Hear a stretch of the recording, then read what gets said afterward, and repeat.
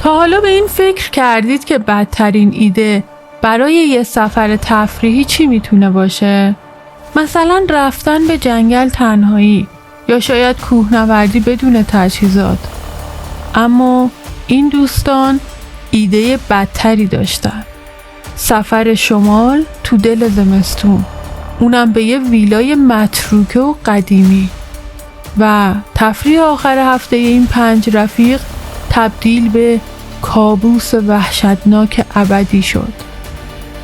من کامیارم، کسی که همیشه وسط جمع خاطره های بامزه و غیر واقعی تعریف میکنه و همه رو میخندونه. اما داستانی که میخوام براتون تعریف کنم نه بامزه است و نه غیر واقعی. در واقع هر چقدرم سعی کنم باور کنم که توهم بوده، تصاویر ترسناکش از جلوی چشمام دور نمیشه. همه چیز با یه ایده احمقانه از کیان شروع شد. کیان همون رفیق همیشگیمون که همیشه دنبال ماجراجویی‌های عجیب و غریبه. یه روز تو گروه واتساپ پیام داد: بچه‌ها کی پای از آخر هفته بریم سفر و از دود و ترافیک تهران فرار کنیم؟ یه ویلای توپ پیدا کردم تو جنگلای نوشهر با قیمتی باور نکردنی. اولین کسی که جواب داد سینا بود. سینا فیلسوفمون، همون که با یه لبخند تمسخرآمیز میتونه کل برنامه‌هاتو زیر سوال ببره. نوشت: قیمت باور نکردنی؟ یعنی صاحبش مرده و کسی خبر نداره. کیان جواب داد: نه بابا، فقط یکم قدیمیه، یکم گیر داره، ولی خب برای سفر 2-3 روزه آخر هفته به نظر من عالیه. زمستونم هست، مسافر کمه، برای همین ارزونه. و من همون آدم منطقی گروه گفتم: فصل سرماست کیان، کی میره شمال زمستون؟ همه جا یخ زده. امیر تکنسین فنی یه امیدواری تو گروه انداخت: به هر حال داخل ویلا که یه وسیله گرمایشی داره، میشینیم دور هم قهوه میخوریم، میگیم، میخندیم، استراحت میکنیم. و مهرداد آدم ساکت و حساس گروه که حرف نمیزد ولی همه چیزو میدید فقط یه ایموجی لایک فرستاد و این یعنی رأی اونم مثبت بود. بنابراین با 4 رأی مثبت در برابر 1 رأی منطقی یعنی رأی من تصمیم نهایی گرفته شد. چند ساعت بعد کیان با خوشحالی گفت: خب بچه‌ها ویلا رو برای 2 شب اجاره کردم، بریم خوش بگذرونیم. 4 شنبه بعد از ظهر با سوار شدن تو ماشین مدل پایین امیر که انگار قرار بود از پس یه سفر قطبی بر بیاد راهی شمال شدیم. مسیرمون پر بود از کلیپ‌های طنز، فست فود، بحث‌های بی‌نتیجه درباره بهترین تیم فوتبال تاریخ. انگار نه انگار که داریم به سمت قلب تاریکی حرکت می‌کنیم. هرچی بیشتر به شمال نزدیک می‌شدیم هوا ابری‌تر و سردتر می‌شد. از جاده اصلی که پیچیدیم و وارد جاده فرعی جنگلی شدیم طبیعت کاملا تغییر کرده بود. درختان تنومند و برهنه مثل اسکلت‌های غول‌پیکر و آسمان خاکستری. ویلاهای زیادی که انگار تابستون پر از سر و صدا بودن حالا مثل خونه‌های متروک پشت دیوارهای بلند و درهای بسته ساکت بودن. جاده خلوت بود. در واقع غیر از ما کسی توی جاده نبود. تمام ویلاهای کنار جاده تاریک و خاموش بودن. گذاشتیم به حساب سرما و زمستون، اما حس هیجان اولیه‌مون کم کم جای خودش رو به یه حس ناخوشایند و سرد میداد. کیان سعی کرد حال و هوا رو خوب کنه. گفت: ببینید چقدر آرومه، همه جا مال ماست، مثل یه پارک تفریحی خصوصی. بعد زد زیر خنده. بقیه هم زورکی یه لبخندی زدن، اما وقتی به آدرسی که کیان داده بود رسیدیم قلبمون فرو ریخت. جلوی ما یه ویلای 2 طبقه آجری قدیمی بود که انگار سالها بود کسی بهش سر نزده بود. نرده های آهنیش زنگ زده بود، دیواراش جلبک زده بود و چند تا از پنجرهاش هم شکسته بود. انگار از یه فیلم ترسناک دهه 80 میلادی بیرون اومده بود. امیر با عصبانیت از ماشین پیاده شد و گفت کیان این همون ویلای یکم گیر داره بود؟ این گیر نداره، کلاً هیچی نداره، ما رو آورده خونه ارواح؟ کیان با صورت در هم رفته ای گفت نمیدونم، عکساش اینجوری نبودن. مکسی کرد و دوباره گفت حالا بریم تو، شاید داخلش حس بهتری داشته باشه. امیر گفت حس بهتری؟ تنها حسی که من دارم مثل گول خوردنه. هوا داشت تاریک می شد و دمای هوا زیر صفر بود. برگشتن معنی نداشت، بنابراین با اکراه تصمیم گرفتیم شب رو همینجا بمونیم و صبح فردا برگردیم. کلید رو توی گلدان زیر پله ها پیدا کردیم. با صدای جیغ زدن در زنگ زده وارد شدیم.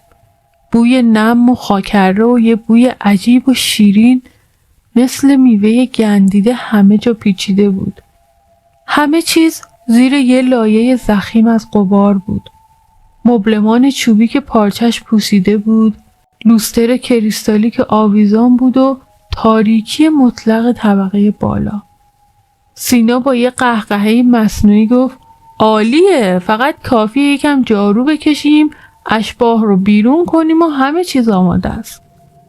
امیر رفت سراغ کنتور برق. چند دقیقه بعد با ناامیدی برگشت. گفت بچه‌ها برق رو فراموش کنید، برق قطعه.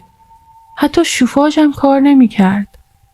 این یعنی ما توی یه ویلای متروک وسط جنگل تو سردترین شب سال بدون برق و گرمایش گیر افتاده بودیم.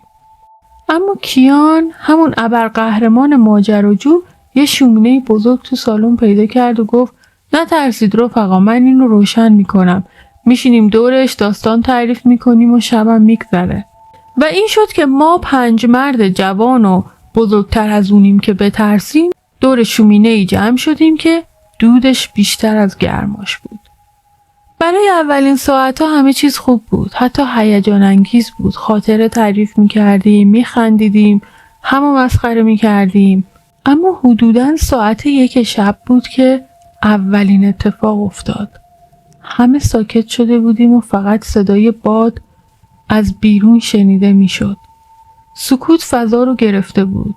ناگهان از طبقه بالا صدای یه وسیله فلزی که به زمین میخورد پیچید. هممون یخ کردیم و به هم نگاه کردیم. سینا گفت احتمالاً باد یه پنجره باز رو تکون داده. امیر گفت تمام پنجره ها بسته بودن. من خودم چک کردم. یه حس ناخوشایند تو دلم افتاد. کیان با تلاش برای حفظ آرامش گفت کیان میره بالا چک میکنه، بزرگترین ترس ما یه موشه.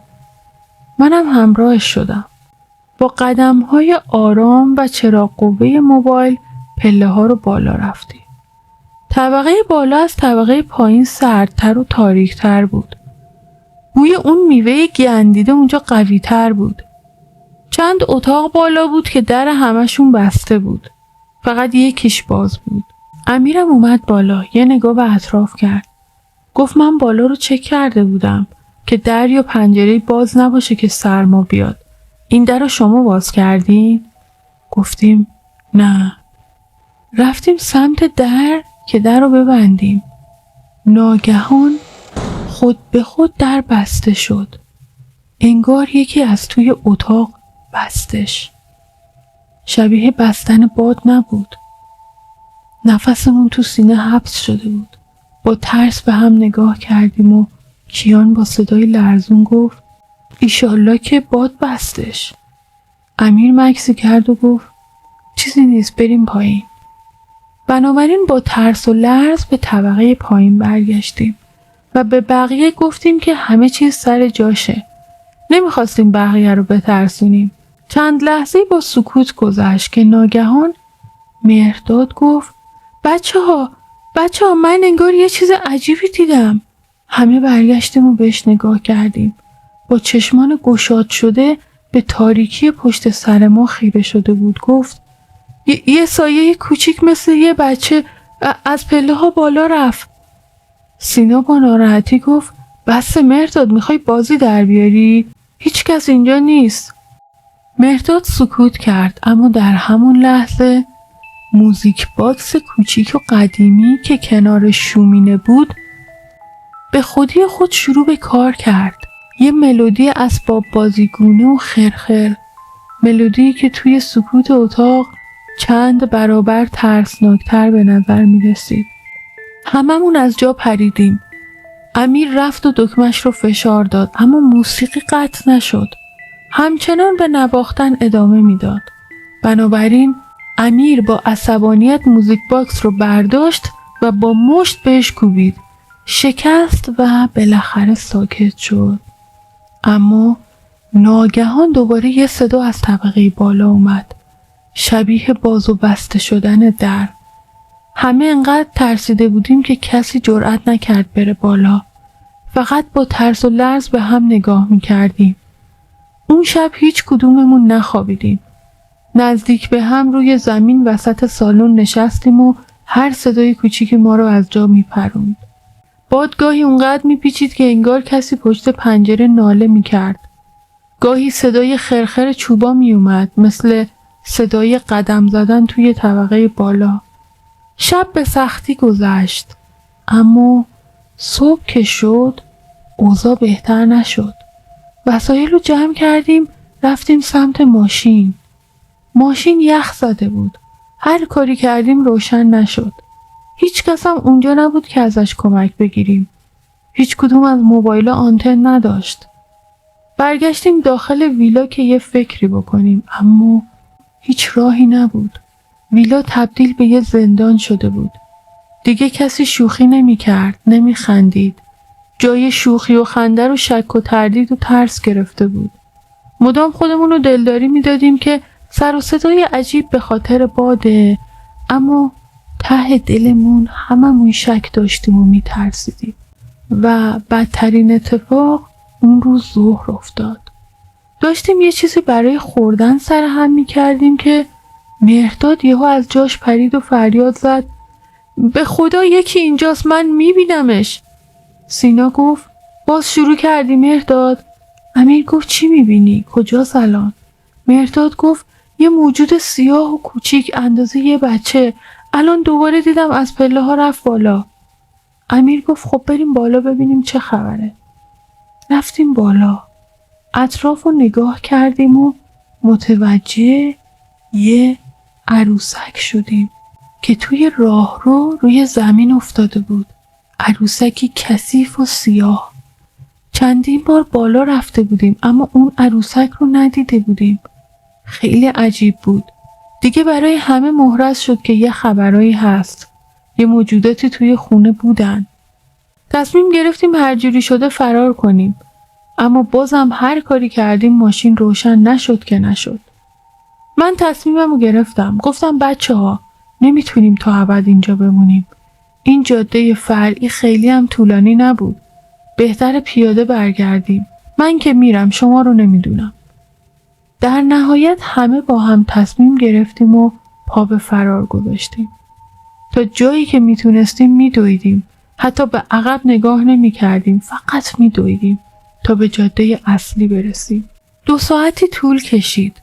سرما و خستگی استخونامون رو میخورد، اما بالاخره به جاده اصلی رسیدیم.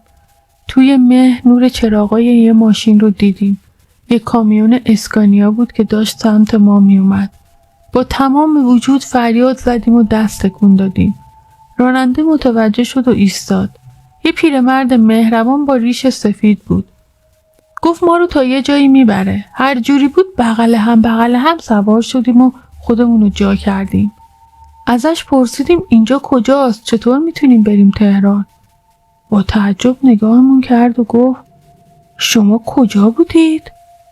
گفتم ما یه ویلا انتهای همین جاده فرعی اجاره کرده بودیم. متاسفانه اینجا رو نمیشناختیم، کردن تو پاچمون. یارو خونه ارواح رو اجاره داده بود. پیرمرد چشماشو گرد کرد و گفت: این جاده متروکه است. هیچکس اینجا ویلا نداره. همه ویلاها خالی شدن. خیلی ساله.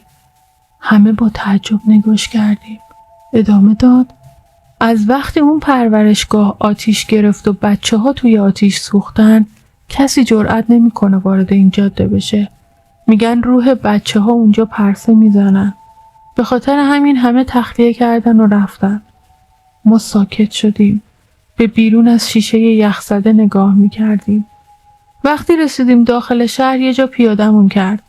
رفتیم سمت ترمینال و با اتوبوس برگشتیم تهران.